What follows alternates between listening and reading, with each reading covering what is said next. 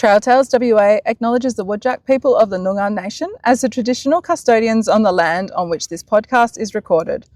We recognise their deep and continuing connection to land, waters, skies and community. We pay our respects to their elders past and present, and we extend that respect to all Aboriginal and Torres Strait Islanders peoples listening today. We're grateful to be sharing stories from the trails on this beautiful country where we walk, reflect and connect with nature from here on Whadjuk Noongar land, and wherever you're tuning in, we honour the enduring strength, culture and care of First Nations people listening across Australia. Welcome to Trail Tales WA, the podcast where we break down barriers and share the stories we hear out on the trails. I'm your host, Tracy Jones, and I'm super excited you're joining us for another inspiring conversation. Today's guest is someone who has completely captured the hearts of our OTVT community and the team. Her name is Zahra, and earlier this year, Zahra shared something with us that stopped me in my tracks. She said, "I started living in April." Just think about that for a moment. What happened in April that made someone feel like they'd only just started living?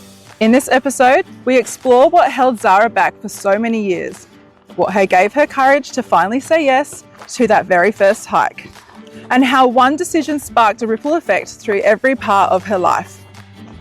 We'll chat about fear, courage, motherhood, community, stepping outside of your comfort zone, and the incredible confidence that can grow from taking that very first step.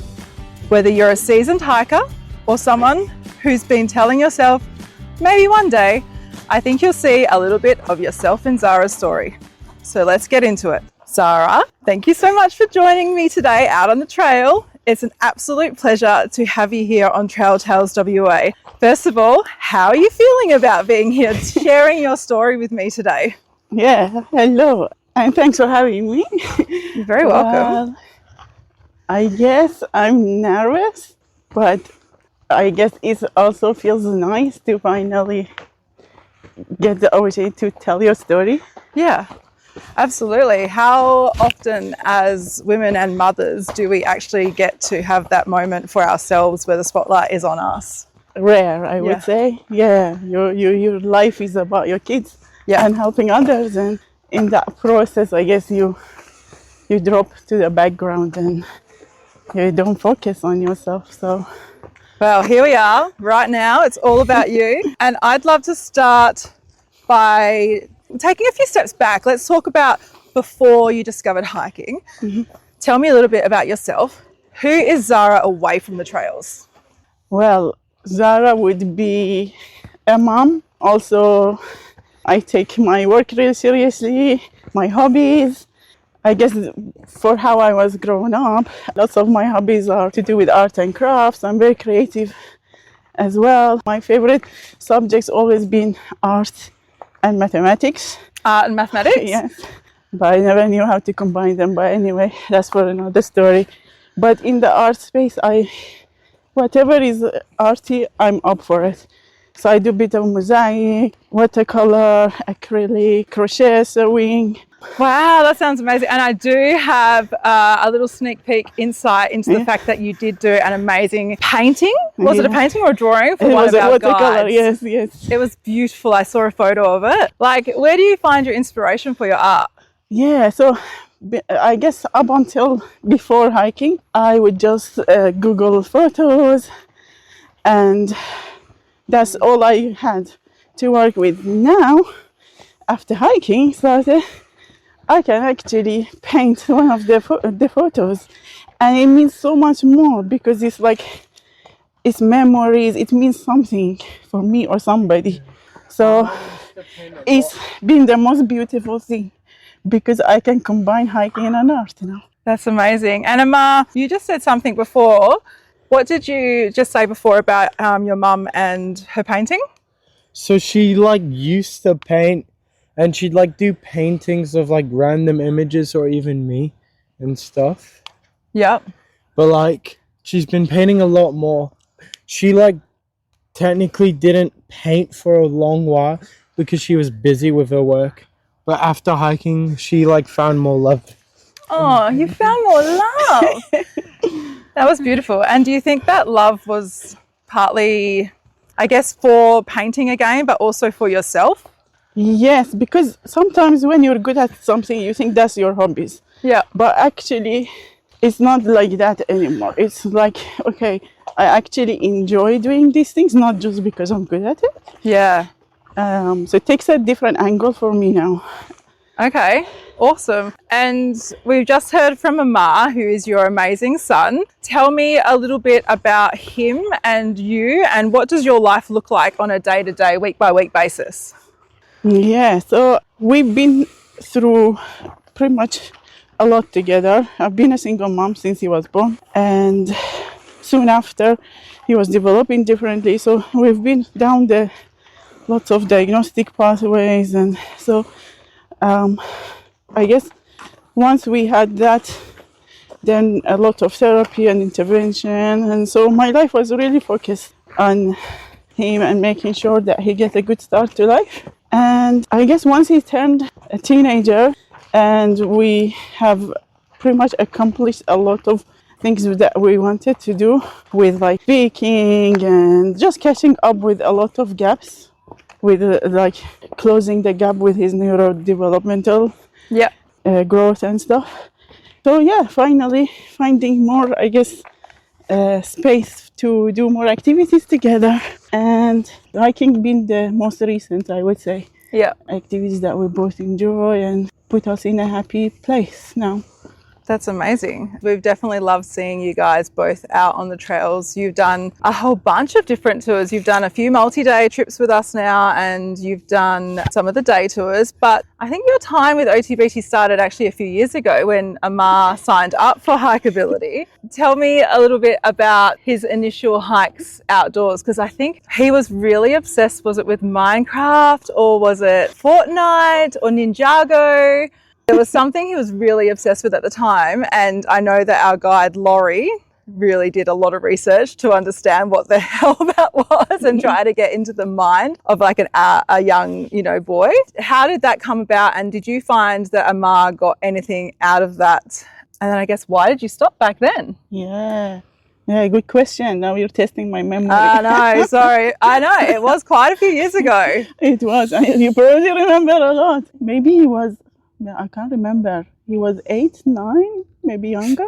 And that hike, I think I had to drive to it, and it really pushed me just getting there. And yeah, driving is just not my thing. Yeah. So I guess by then, when we were there, I was like, I'm exhausted. So you would have got quite tense up yourself. Yeah, myself. And I imagine that Amar probably felt that as well. So he wasn't able to relax on the hike. Yeah, and it was a short one that we did, and I think for me, it was maybe the obstacle of getting there. Maybe that I put it on hold.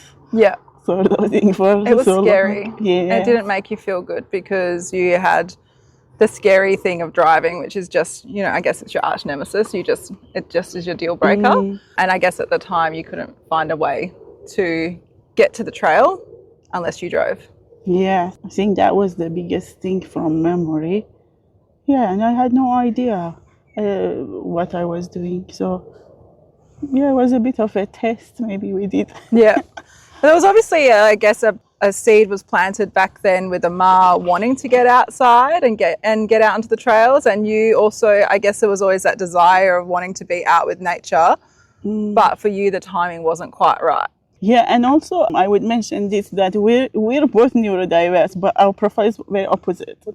So Amar is the outgoing one. He's the one who wants to have friends, and I'm the one, I'm happy on my own, and I just avoid.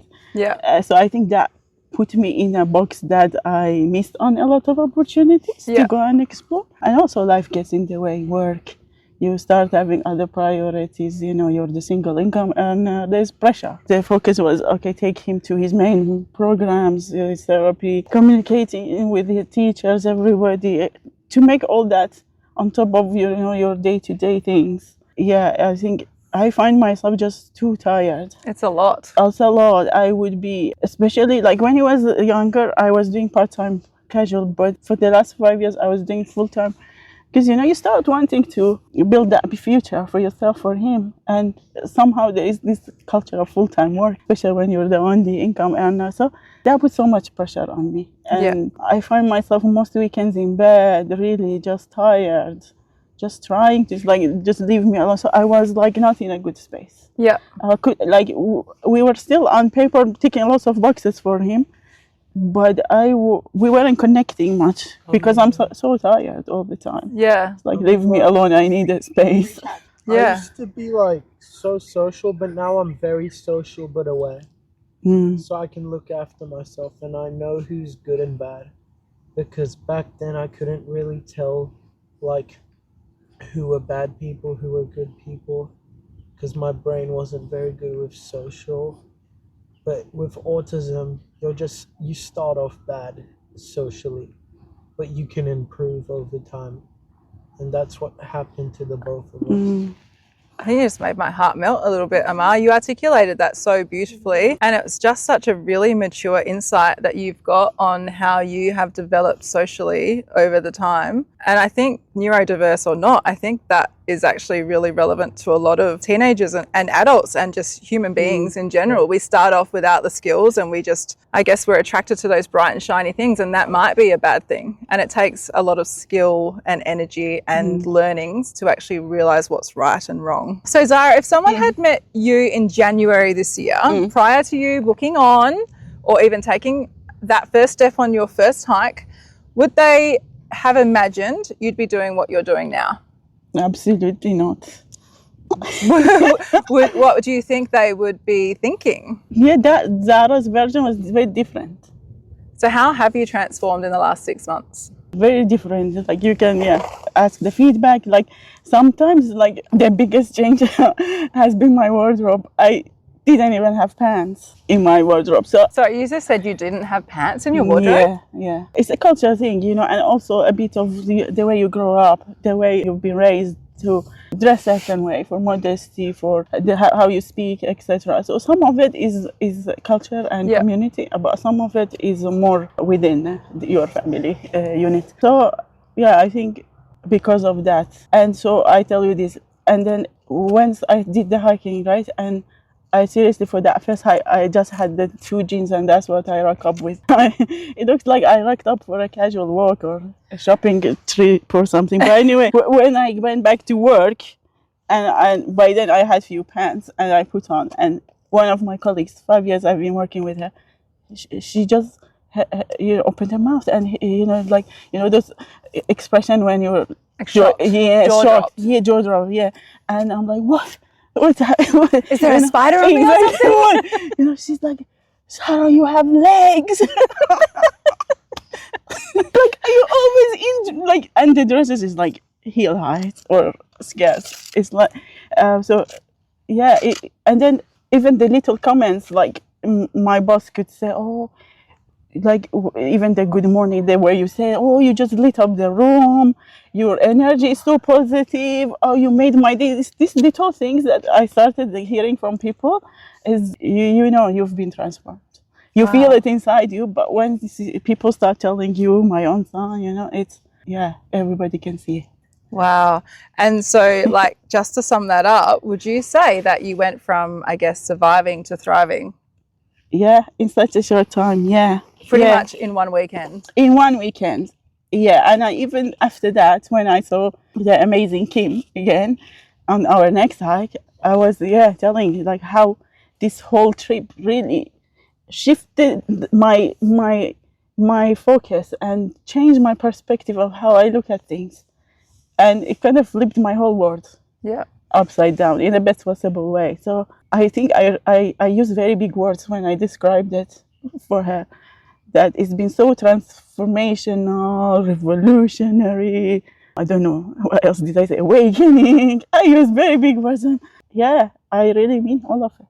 That's pretty special. What that weekend did, I didn't think it's gonna have that much impact. But I think the good thing was that sometimes when they say magic happens out of your comfort zone, that's exactly what happened to me. And it was a bit more than that, because in the process a lot of things were challenged in my head. Like, why am I always doing things certain way? This is not like what my religion says. This is people saying this, and why am I even following it blindly? So it's little challenges like this in your brain too. And then once I did that hike, it was like, yeah, huge.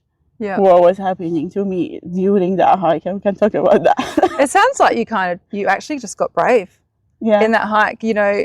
And just to clarify, the first hike weekender that you did was Albany weekender. The first hike you did was the Bald Head Trail, which is like a grade 4.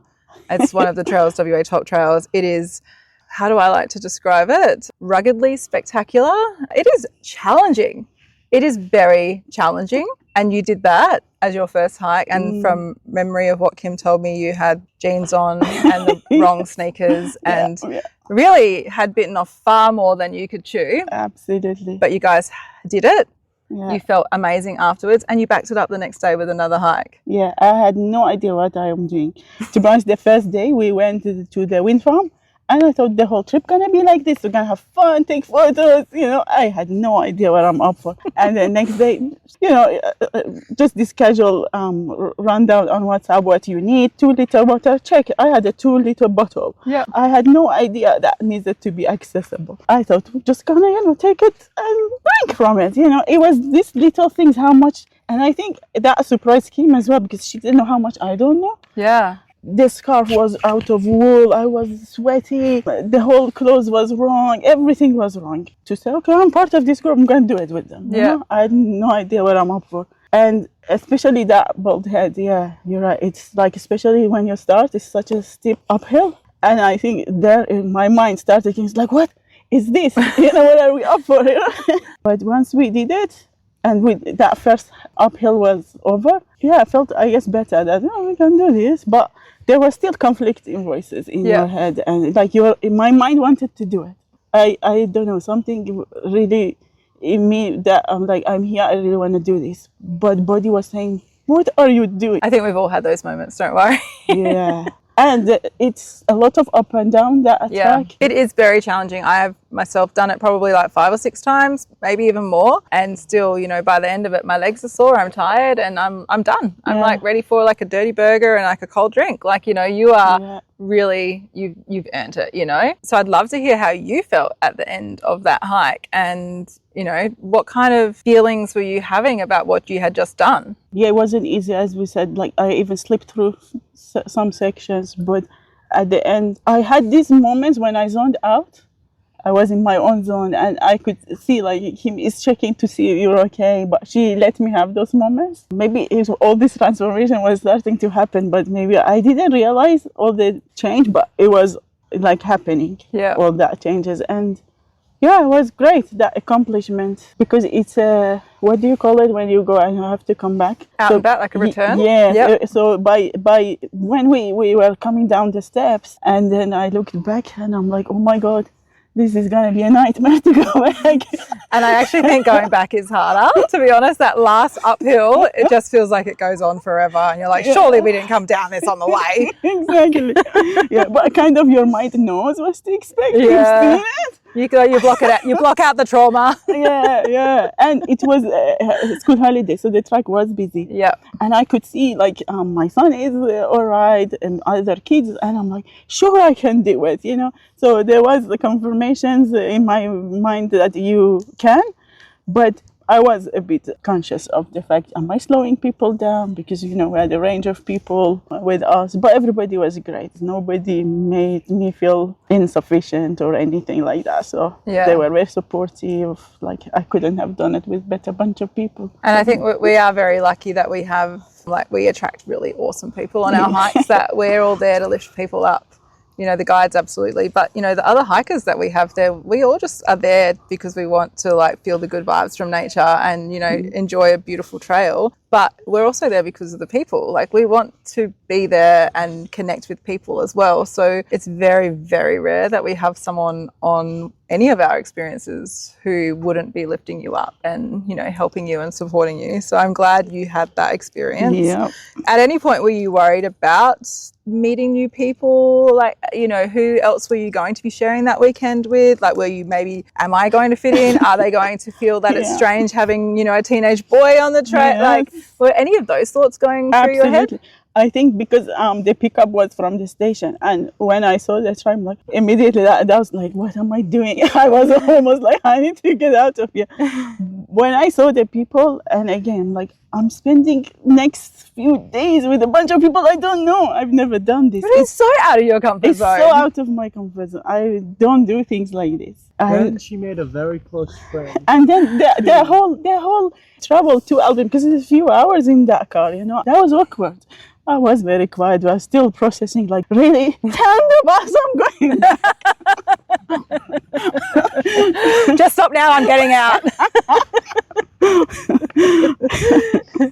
But I guess having Ammar really helped because he's the one who takes the edge off, and he warmed up, you know, to everyone maybe sooner than me. But yeah, that's how it started. And then slowly, you know, over little chats, and, you know, Kim was amazing to check with me if I'm okay, need anything, and the amount of information shared, you know, everything was just right. The people, the track, the timing, it's like everything was like, Zahra, just do it.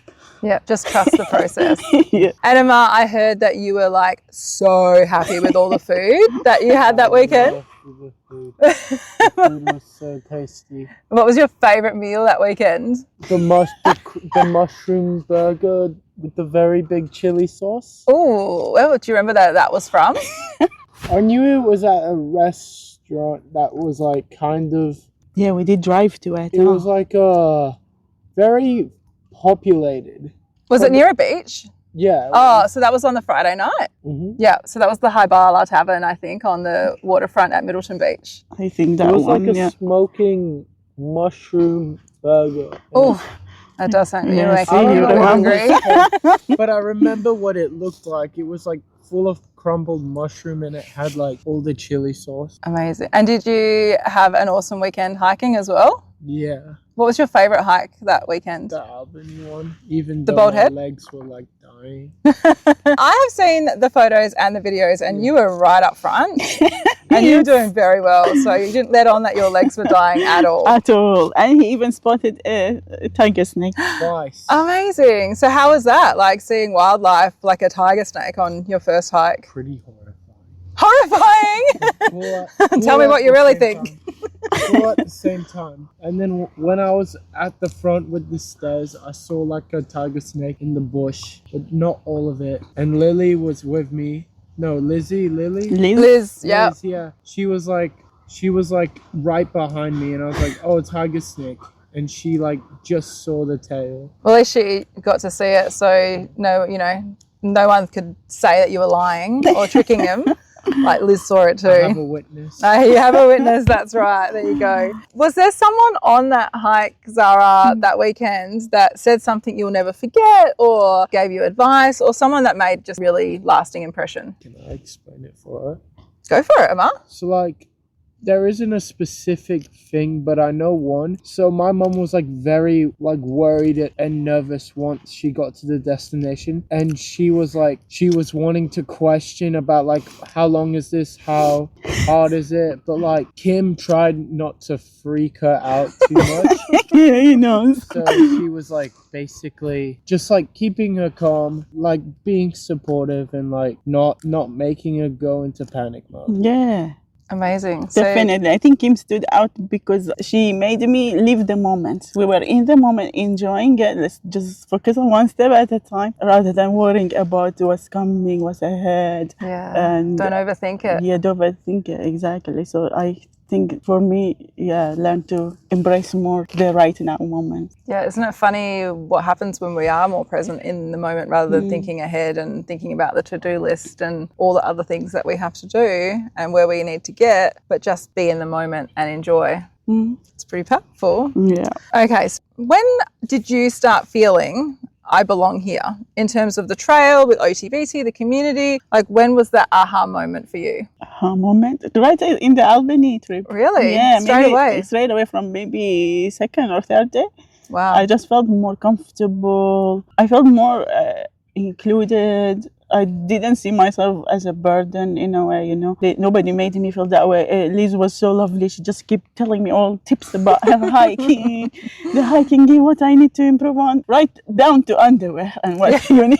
Oh, bless Liz. She will tell you everything and give you all of her tips and tricks and hiking hacks. She's a good egg. And you made a very good friend that weekend with Hina as well. You guys really hit it off. And then you shared the Cape to Cape weekender with her. Is that right? We did, yeah. Tell me about your friendship that's blossoming. Yeah, again, it was easy to talk to these people. And for me, I was like initially in the way to Albany, I'm like, how am I going to get along with these people? This lady talks a lot, that one. In my head, I was just doing these thoughts about if this is going to even work. Yeah.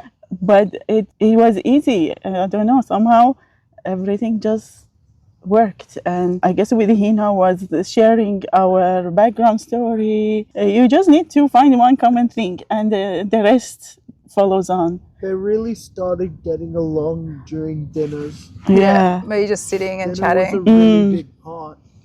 It could be just like something about, motherhood that you talk about, or like how somebody treated you. You just need to find one common thing, to be honest. And I guess that's the good thing about being on an extended trip like the Weekender is that, you're all there because you love hiking in nature. So already you can trust that everyone has that commonality that, you love the feeling you're going to get being out there on the trails. And sometimes it's just saying that first word that comes out of your mouth, just saying one word and see what else comes out after that. It's just exactly the same as taking that first step and then seeing what happens and like just watching the magic unravel. Yeah. And what happened, I think, for me that weekend was fear was replaced with love. Like I started liking the process. I started it wasn't just like, I don't mind this. No, it was more like, I like this. I like being around people. I like spending time in nature. Like before then, I didn't challenge my body. I wasn't given opportunity. We were heavily domesticated. So I never knew. And that sort of, that really broke that barrier for me to know I can belong to outdoor and it's not too late. Because, all the time, I put him in so many sports and activities, but I kind of put myself out of the picture thinking, it's too late. Yeah, I think we do that as mums. We're like, oh no, I can't do that because I've got to work or I've got to take him to soccer or whatever it might be. And, you become the bill payer and the cooker and the taxi driver and, you become all of those things, but you actually forget to be you. Yeah. Whereas stepping out and doing something for yourself, I guess, allowed you to find your identity again. And that might have been a different identity than you used to have. Because most of my life, I've been this people pleaser. Yep. Right? So in the process, you learn to get approval because you're always ticking somebody else's box. And in the process, you forget about what actually I like. You never know. You haven't explored it. You just do things because maybe you're good at it or you've been told you're good at this. And then suddenly they become your hobby. But I think that weekend was the first time when nobody encouraged me to do this. If anything, I had backlash about it. And it was just purely for me to discover, can I even do this? Wow. And you absolutely nailing it. You're doing incredible things. How is it making you feel? When you scroll the website or you contact me and say, okay, I want to book in for, Walpole or Cape to Cape or whatever it is that's going to be next for you. How does that moment feel for you when you've decided I'm going to hit another challenge or I'm going to take on another challenge?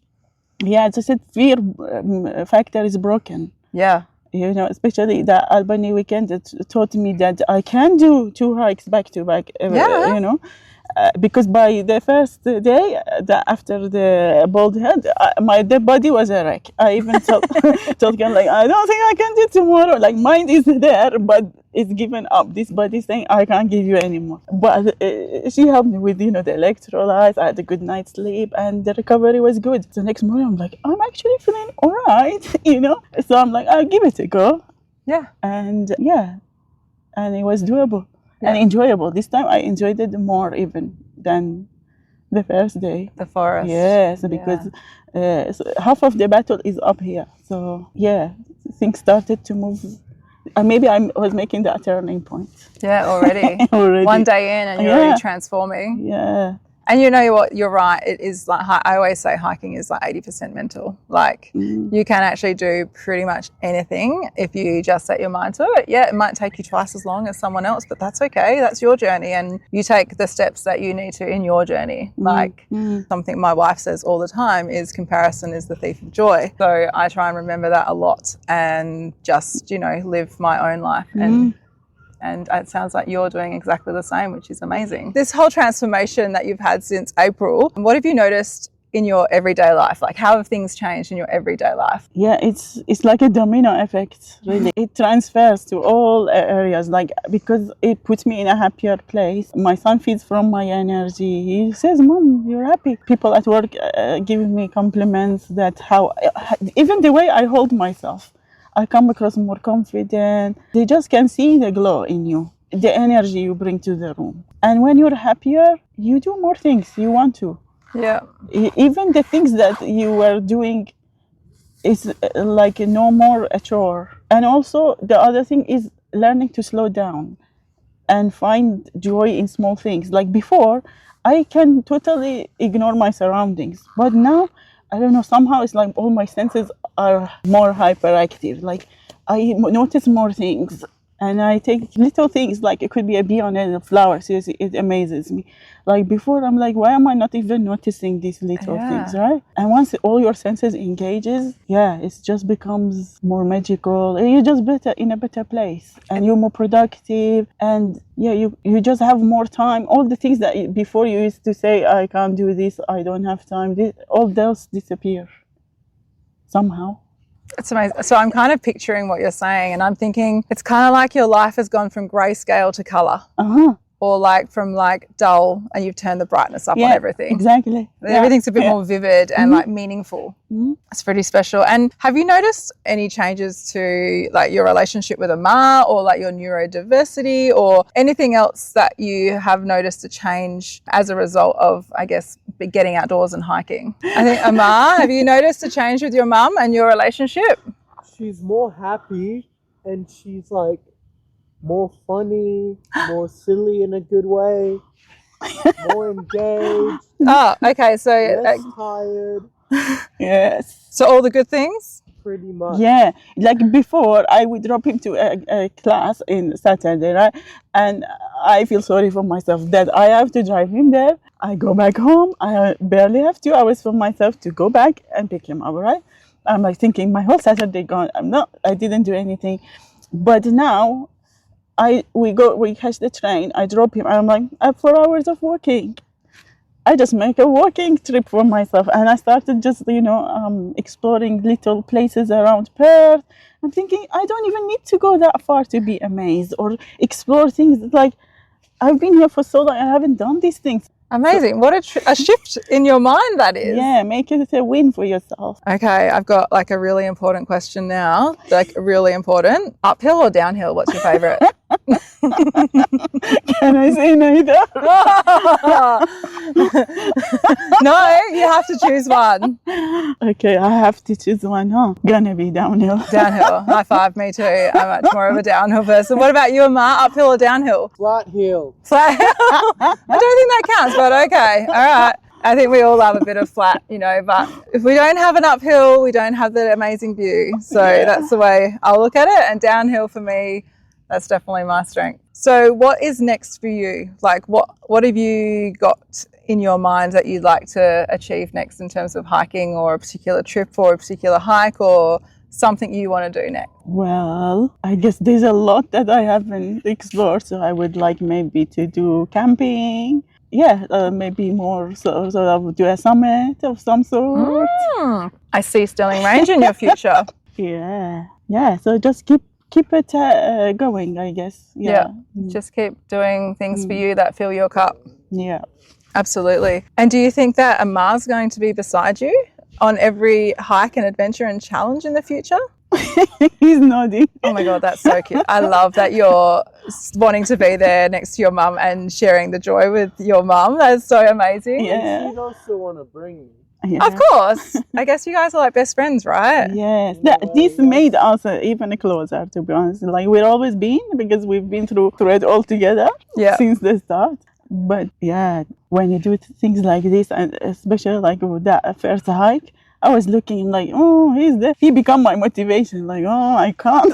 I'm a role model. I need to set a role model. Yes, I can't give up. There is no way. So it's good. Like we motivate each other. We put each other in better spaces. So and I think this is my focus on parenting, that I didn't always want to be the authority figure. I wanted to give him the space for him to express himself, to be confident, be my friend in the process. So yeah, we keep it going, but I can't promise it's going to be with me in every hike. No, but you know what, like the fact that you guys want to, and I'm sure you'll do what you can to make it happen. Do you think in 10 years from now you'll still be, looking ahead at, what challenges you can do together out on the trails? And okay, all right, let's do a quick fun one, rapid fire. First thing that pops in your head. Oh my God. Okay. I'm not good in that. No, me either. Coffee before or after a hike? Before. Sunrise or sunset? Sunset. Bush or beach? Bush. Mountains or waterfalls? Waterfalls. Favorite snack? Cookies. Cookies. Anything sugar related. The snack for me would be date balls. Date balls? What are they? I make them at home. Oh, where have you got some in your bag to share? Jeez. You came. Okay. Favorite OTBT morning tea? All of it. The cumin tea. That's mine too. Favorite trail so far? Must be Bald Head. Bald Head. For And me, it's Albany. Albany, the Bald Head Trail as well? Yeah, okay. One word to describe hiking. Hiking is living. Living. Oh, I think I'm going to cry. That's beautiful. I'd just like to finish by coming back to something that you wrote and shared with me, and that was, I started living in April.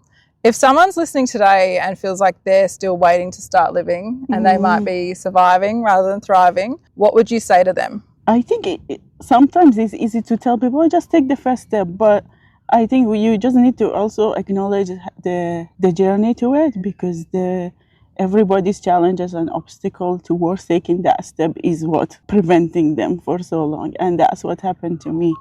And so what would I say to them? I guess, how do you create that space to take that first step? It could be the right person with you, could be the right people, right guide, So for me, I think, once all those factors were in place, it just become possible. If it didn't go right the first hike, I think I wouldn't have continued.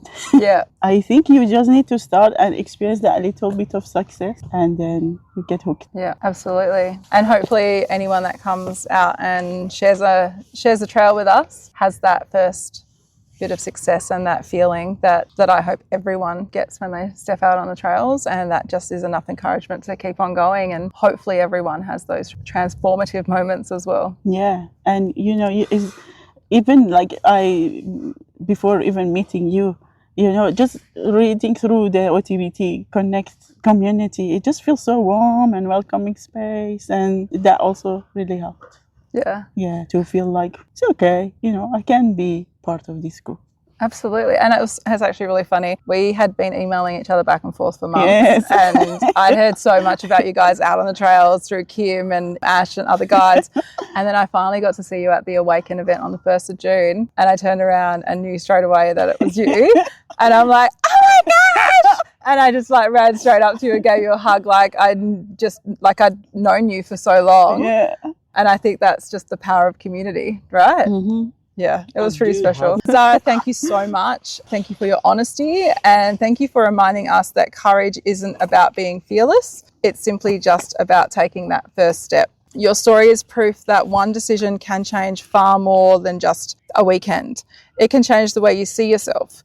It can change your everyday life. That's exactly why we created OTBT, not just to help people discover incredible places, but to help people discover what they're capable of. If you've enjoyed today's episode, please share it with someone who needs a little encouragement to take their own first step. And until next time, keep exploring, keep connecting, and we'll see you out on the trails soon.